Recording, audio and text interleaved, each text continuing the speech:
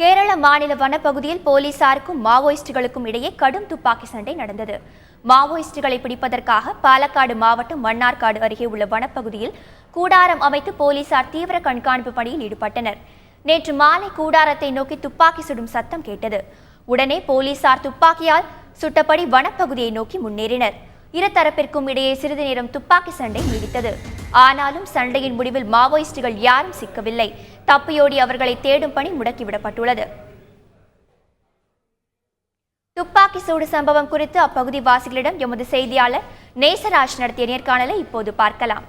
கேரள மாநிலம் மன்னார்காடு அருகே உள்ள அம்பலப்பாரா பகுதியில் மாவோயிஸ்டுகளுக்கும் போலீசாருக்கும் கடும் சண்டை ஏற்பட்டது. இதனை அடுத்து இன்று காலை தண்டர்போல்ட் சிறப்பு படையினர் மறுபடியும் மாவோயிஸ்ட் தேடுதல் வேட்டையில் ஈடுபட்டு வருகின்றனர்.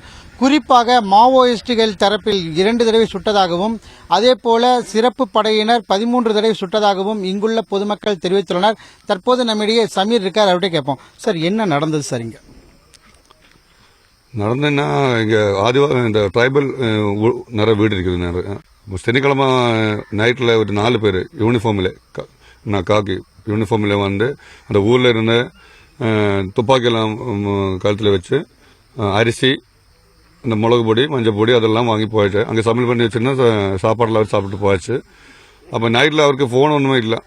நேரத்தை காலையில் இங்கே வந்து ஊரில் வந்து சொல்லியாச்சு. நான் ஊருக்காரெல்லாம் போய் பார்த்துட்டேன். அப்புறம் போலீஸ்கார்கிட்ட அந்த மேதாவிகள்லாம் போய் சொல்லியாச்சு. அவர் மத்தியானத்தில் தண்டர்போல்ட் வந்தேன். தண்டர்போல்ட் ஸ்குவாடு வந்து போய் பார்க்கும்போது இந்த மாவோயிஸ்ட்டு அவர் ஆள் தெரிஞ்சு பார்த்துட்டேன்.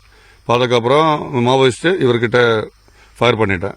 ஃபயர் பண்ணும்போது ஊருக்காரெல்லாம் இருந்து ஓடி அப்புறம் இவரும் ஃபயர் போடாச்சு.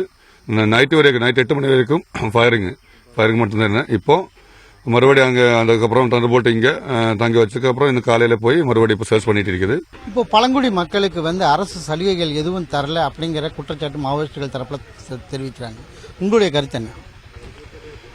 இங்கே அந்த மாதிரி இல்லை. இங்கே ட்ரைபல்ஸுக்கு எல்லாம் வருது. கவர்மெண்ட் காசு, அரிசி எல்லாம் கொடுக்குது. அதனால இவருக்கு யாருக்குமே கம்ப்ளைண்ட் ஒன்றுமே இல்லை. இங்கே யாருமே கேட்கலாம். இந்த மாவோயிஸ்ட் இவருக்கு வந்து கேட்கலாம்.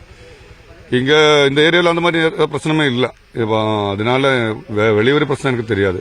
தற்பொழுது தண்டர்போல்ட் சிறப்பு படையினர் இந்த பகுதியில் தேடுதல் வேட்டையில் ஈடுபட்டு வருகின்றனர். தந்தி டிவி செய்திகளுக்காக ஒளிப்பதிவாளர் ஜெரால்டுடன் நேசராஜ். இந்த துப்பாக்கி சண்டை நடந்த இடம் தமிழக எல்லையிலிருந்து சுமார் 20 கிலோமீட்டர் தொலைவில் உள்ளது.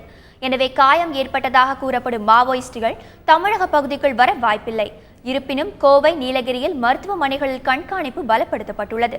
தமிழக எல்லையோர பகுதிகளான கோவை மாவட்டத்தின் ஆனைக்கட்டி, மாங்கரை, காருண்யா நகர், ஆலந்தூரை உள்ளிட்ட சோதனை சாவடிகளில் கூடுதல் கண்காணிப்பு ஏற்பாடுகள் செய்யப்பட்டுள்ளன. இதேபோல் நீலகிரி மாவட்டத்தில் மஞ்சூர், கிண்ணக்கோரை உள்ளிட்ட எல்லையோர பகுதிகளில் கண்காணிப்பு பலப்படுத்தப்பட்டுள்ளது.